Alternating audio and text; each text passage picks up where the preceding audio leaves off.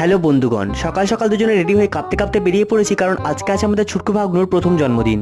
আর যা ঠান্ডা, সকাল 8টা কেমন হচ্ছে সকাল 6টা বাজে। গাড়ি থেকে নেমে একটা কেকের দোকান থেকে কেক নিতে চলে গেলাম, কারণ আমাদের কেক নেওয়া হয়নি। আর কেক নিয়ে টোটো করে যাওয়াটাও একটা স্ট্রাগল ছিল, তার উপর ছিল এত বড় বড় ব্যাগ।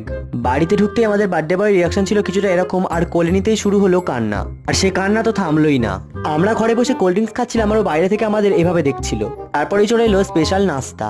আর এই জিনিসটা কি বা কি কাজে লাগে আমাকে অবশ্যই কমেন্ট করে জানিও। নাস্তা কমপ্লিট করে দুই মামা মিলে ভাগ্নুকে বাইরে নিয়ে গেলাম, কিন্তু ও তো কেঁদেই যাচ্ছিল। তারপর ঘরে এসে আমরা একটু লুডো খেললাম। দেন ভাই তো ঘুমিয়ে পড়লো, আর আমিও শুয়ে শুয়ে একটু মুভি দেখে নিলাম। দেন ঘুম থেকে উঠে ডেকোরেশনটাও কমপ্লিট করে নিলাম। আর আজকে লাঞ্চে ছিল বার্থডে স্পেশাল বিরিয়ানি। ডেকোরেশন কমপ্লিটের পর ঠিক এতটা সুন্দর লাগছিল। আর ভাগ্নুকে টুপি পরানোর পর ও তো একটুও টুপি পরছিল না, ও খুলে ফেলে দিচ্ছিল।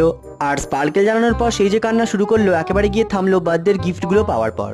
আমরাও বিকালে চা খেয়ে রেডি হয়ে বেরিয়ে পড়লাম। So that's it, tata.